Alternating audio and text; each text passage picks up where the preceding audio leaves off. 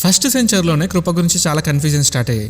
యూదా రాసిన పత్రిక 1:4 చూసినట్లయితే కొందరు రహస్యంగా జొరబడి కృపను దుర్వినియోగపరుస్తున్నారు, ప్రభువుని యేసుక్రీస్తుని విసర్జించి ఉన్నారు. యేసు ప్రభువుని నమ్మకుండా ఫాల్స్ డాక్ట్రిన్స్ కృప గురించి బోధించడం మొదలుపెట్టారు. ఈ సిరీస్లో అబద్ధపు కృపకు నిజమైన కృపకున్న వ్యత్యాసం మనం తెలుసుకోబోతున్నాం. So please do follow. మీకు ఏమైనా పర్సనల్ క్వశ్చన్స్ ఉంటే బయోలో లింక్ ఉంటుంది, అందులో పోస్ట్ చేయొచ్చు. కృప అంటే అర్హత లేని వ్యక్తికి దేవుడిచ్చిన ఒక వరం. ఈ వరము ప్రజెంట్ జనరేషన్ ఎలా చూస్తుందంటే, ఏ పాపము చేసినా కృపను బట్టి మనం క్షమించబడతాం, ఎలాంటి కాన్సిక్వెన్సెస్ ఉండవు.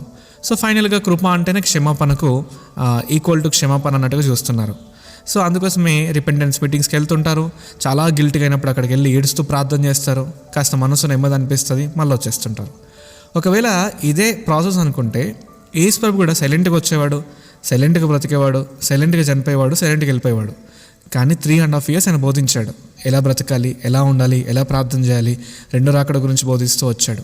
సో కృప కూడా కేవలం క్షమాపణ అయితే యేసు ప్రభు కూడా సైలెంట్గా ఉండి వెళ్ళిపోయేవాడు. కానీ అంతకు మించి తీతుకు రాసిన పత్రిక 2:11-12 చూస్తే, ఈ లోకంలో స్వస్థ బుద్ధితోనూ నీతితోనూ భక్తితోనూ ఎలా బ్రతకాలో అది మనకు నేర్పిస్తుందట, బోధిస్తుందట.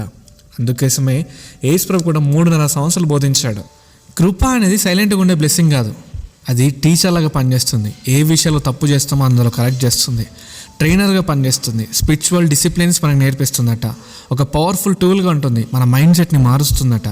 సో అది జస్ట్ ఒక అంబ్రెల్లాగా పనిచేయదు, ప్రతిదాని నుంచి కాపాడడానికి ఒక బలమైన వీస్తున్న గాలిలాగా పనిచేస్తుంది. అది దేవునికి దగ్గరగా చేస్తుంది. సో చాలాసార్లు thank you lord for your grace మనం అని పలుకుతూ ఉంటాం, దేవుని కృపను బట్టి వందనాలని దేవుని స్తుతిస్తుంటాం. చాలా స్పిరిచువల్గా అనిపిస్తుంది, చాలా ఆత్మీయంగానే ఆ మాటలు చాలా అద్భుతంగా ఉంటాయి. కానీ హానెస్ట్గా మనం ప్రశ్నించుకోవాల్సిన క్వశ్చన్ ఏంటంటే, లాస్ట్ 6 monthsలో కృపను బట్టి ఏ విషయంలో కరెక్ట్ చేయబడ్డాం? కృపను బట్టి ఎలాంటి డిసిప్లిన్స్ మనకు వచ్చాయి? కృపను బట్టి ఎలాంటి హ్యాబిట్స్ మార్చబడ్డాయి? కృపను బట్టి దేవునికి దగ్గర ఉండడానికి ఎలాంటి మైండ్ సెట్ మనం మార్చుకున్నాం? ఒకవేళ ఎందులో కూడా changes కనబడకపోతే something is wrong.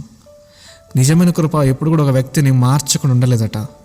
So కృప గురించి పాడడమో, కృప గురించి మాట్లాడడమో కాదు, నిజంగా కృప మనం మారుస్తుందా లేదని మనం ప్రశ్నించుకోవాలి. సో నువ్వు కృప క్రింద ఉన్నావా లేదా కృపకు దూరంగా బ్రతికేస్తున్నావా? నువ్వు ప్రశ్నించుకో.